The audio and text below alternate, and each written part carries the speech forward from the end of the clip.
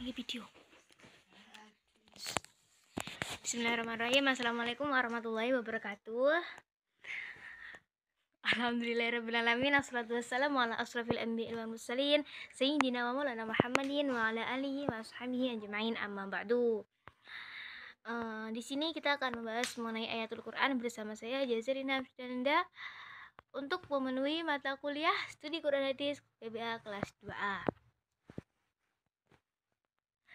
Langsung saja, pada pembahasan pertama kita akan membahas mengenai Al-Quran.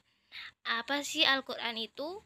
Al-Quran adalah wahyu Allah yang diberikan kepada Nabi Muhammad SAW melalui perantara malaikat Jibril. Ada lebih baiknya kita berkenalan dulu dengan Al-Quran. Pada slide selanjutnya, di sini terdapat pembahasan mengenai ayat Al-Quran, di mana ayat Al-Quran memiliki dua sebab. Sebab yang pertama yaitu tentang nuzulul Quran, dan sebab yang kedua yaitu mengenai asbabun nuzul. Selanjutnya langsung saja pada pembahasan yang pertama atau sebab yang pertama, yakni nuzulul Quran. Nuzulul Quran berarti turunnya Al-Quran. Kapan itu? Nah, nuzulul Quran ini diturunkan Al-Quran itu diturunkan pada malam Lailatul Qadar. Proses turunnya Al-Quran atau asbabun nuzul itu dijadikan 3 proses. Terdapat 3 proses. Itu yang proses pertama, Al-Quran diturunkan ke Lauhul Mahfudz secara bersamaan.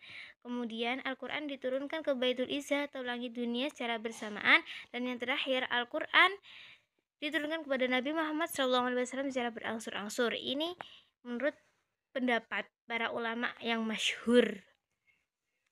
Selanjutnya pembahasan yang kedua mengenai asbabun nuzul. Apa sih asbabun nuzul itu? Nah, asbabun nuzul bisa kita pahami yaitu sebagai sebab-sebab atau juga bisa disebut latar belakang turunnya Al-Quran. Jadi mengapa Al-Quran itu diturunkan? Gitu. Nah, pengelompokan asbabun nuzul itu dibagi menjadi 3 untuk mempermudah memahaminya, yaitu asbabun nuzul yang berkaitan dengan peristiwa, asbabun nuzul yang berkaitan dengan bentuk pertanyaan, dan yang terakhir adalah asbabun nuzul yang berkaitan dengan suatu hukum tertentu. Langsung saja pada contoh yang berkaitan dengan peristiwa.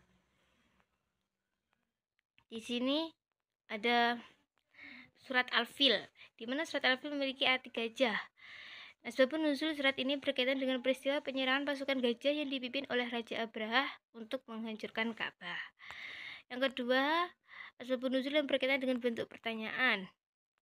Contohnya di sini adalah surat Al-Kahfi, di mana dalam surat Al-Kahfi memiliki asbabun nuzul mengenai siapakah Ashabul Kahfi, Zulkarnain, dan Ruh.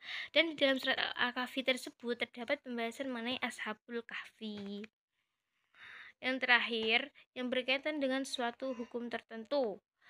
Contohnya di sini adalah surat Al-Maidah ayat 90 yang menerangkan tentang hukum minum khamar, judi, dan berkurban untuk berhala.